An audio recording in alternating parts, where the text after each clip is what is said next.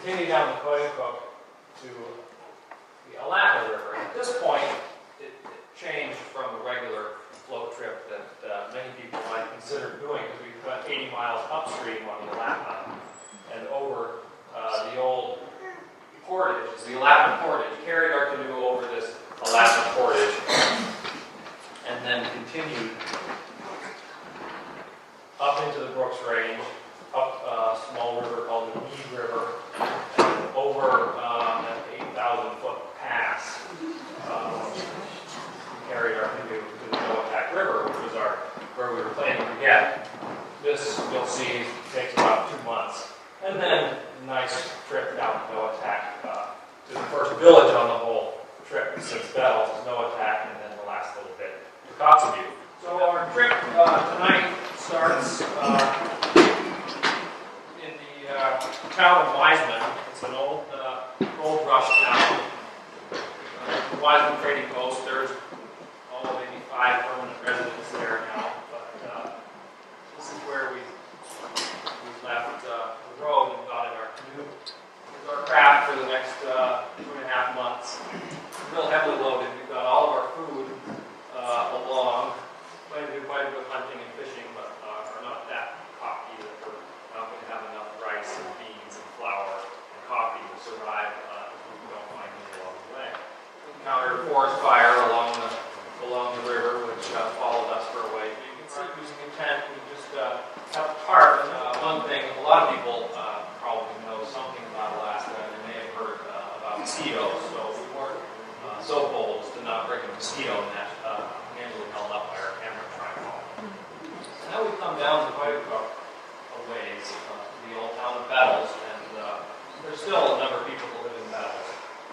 Architecture necessity around there. You can see roofing made out of old gas cans and of course logs just from the riverbank there. When we saw this from the river, what the hell is a school bus doing 100 miles from the nearest road down the river? So we went to look at it and discovered an old plane wreck of fighting forest fires. Later on we learned that it was full of smoke jumpers, and of course they all had parachutes, so they jumped out and the plane crashed and no one was hurt. To head upstream, it's a Kevlar canoe, really high-tech material, I guess, for considering the rest of our gear. Made in Canada. It's a great canoe. It's already been about 2,000 miles in this picture was taken. It's got twice that on it now. So we're going on our way back up into the mountains, up the Alatna River.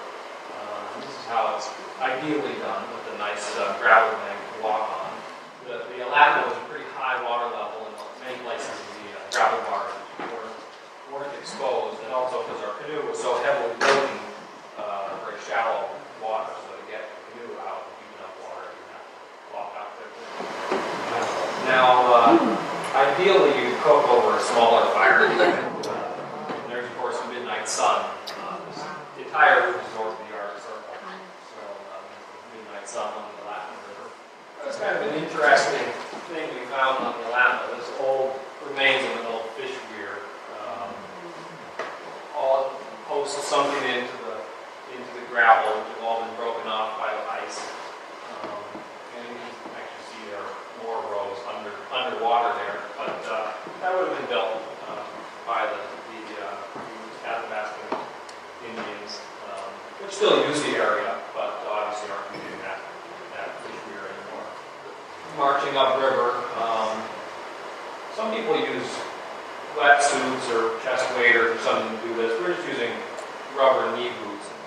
This is more what lining is supposed to be like. You get further in the mountains, the steeper gravel banks, and pretty good going. But that was starting to get too easy. Now we've come up to the height of the Alatna portage, and to a little bit better going further upstream. We went up, but not always pleasant. Peter and fellow, I can't even tell if it's me or Matthias. And all gold country, and he's pretty determined gold canner. Rich anywhere, but I think he tried just about every creek between Wiseman and Coxview all summer. Eventually, he's run out of water, and are looking across the divide there through the forest. Had spent quite a bit of time looking for the old trail. Marked some sections. There were old places that were hard to see, so we freshened a few of those to make it easier. Receiving the canoe from above, I think. Now this is not really working out. Spent all day and gone about 2 miles through this, so then we had to carry again. We thought, well, that's okay. The next creek's going to be bigger. We'll be all set when we get to the Titicaca River, I think. And well, it turns out that our troubles weren't over when we reached the Titicaca Creek here. This wasn't really paddleable material, but it continues on like this. Pretty hairy going. A lot of downstream lining. Some of it we could run. This is the Kobuk River. It's very small up there. Beautiful, clear. Good fishing there, and some more attempted at gold panning. I don't think he found anything there, but now this is just proof we actually did float a little ways on the Kobuk River. So now we finally know, boy, we're going to get a week of downstream paddling on the Kobuk before we go up the next river, the Reed River. But we knew that the Reed River came in from the north, and we had good topographic maps, and we knew there were 2 hills that we needed to look for, and when we saw those 2 hills, we were going to hit the Reed River. But then, of course, the fog came right down onto the river, so we had a little bit of difficulty knowing where we were. So we made our way up anyways. It looks like that must be a bit of a sunspot in the rain. Still got his full rain guard. Probably the reindeer under the tarp was also necessary at that point. A lot of rain right there. There's just scenery along the Reed River. Further up, get some powdered eggs along on this trip. That was a freaking thing.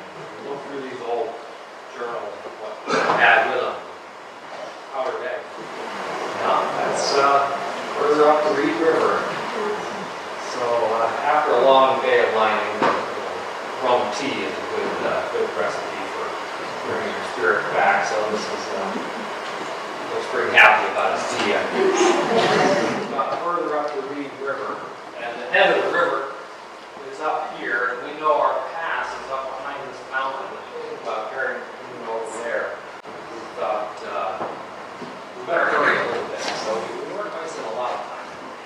You can see the river getting a little steeper, a little trickier line. We knew there was a place on the map called Reed Hot Springs. Hot springs on the river. We didn't know what it was going to look like, or if we were even going to be able to find it. So when we came around the riverbank and saw this, we knew we were right on. This had to be it. We got about 2 miles from that hot spring. The river got steeper and rockier, and it took us the whole day to go another 2 miles. We thought, well, let's try and stay in the river another day. Maybe we can go 2 miles. That's pretty good. Carrying all our stuff back and forth is a lot of work. So this is about on good river conditions. Like most of the Reed, you can do more than 10 miles a day upstream. When downstream river paddling, you go a long ways. The conditions are good.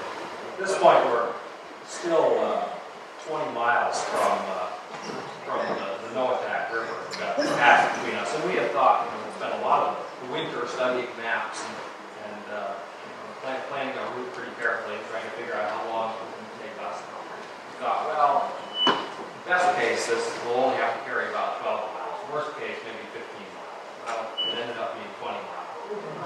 Sandiak Pass, and the tall mountain there is part of the slopes of Mount Titicaca.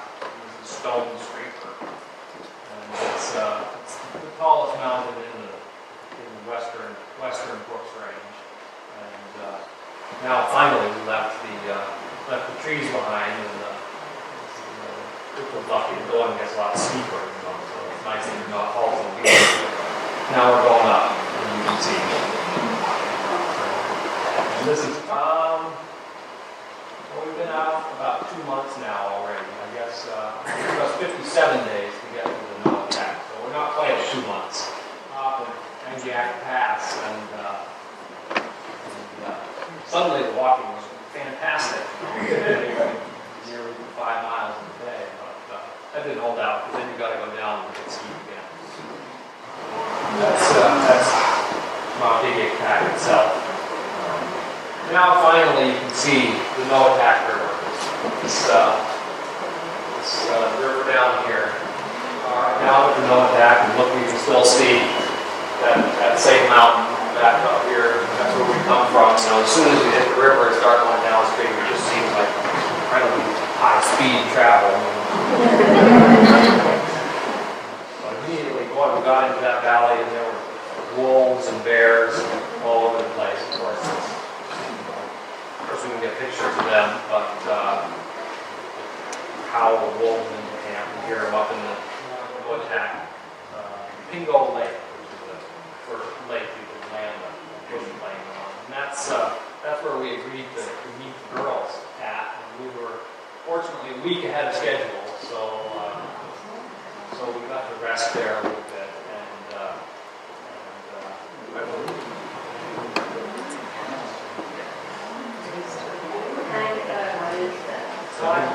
Pacific Moon Company and our rest of our food supply for the rest of the trip down the river. Out on the tundra now, and the tarp is not as ideal for camping under with the wind howling underneath it every night and the rain. So we opted for a tent here in the mud. He is his wife. He came out too, so he's good company on a new trip. So our faithful bear guard shows us up. So that's what people fly from all over the world. It's a very small grayling, but tasting delicious nonetheless. Chum salmon come up there. I don't know, I don't think I'm doing anything very useful here. Yeah, that's just the Noatak River. It's a spectacular river. Beautiful scenery. Piece of mammoth ivory lying on the beach there. Second artifact there. There's a dog. Generally he sits down. He's been a long way by canoe, but sometimes he gets tired of that. Look around. He's real good at spotting wildlife too. He'll know that there's a caribou on the bank. Real nice weather. Actually hot weather. Didn't expect that. Definitely enjoyed it.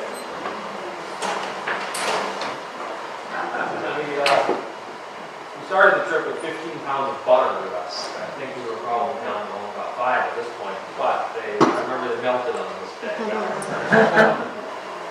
Another good resource to collect along the way there is a bowl full of blueberries.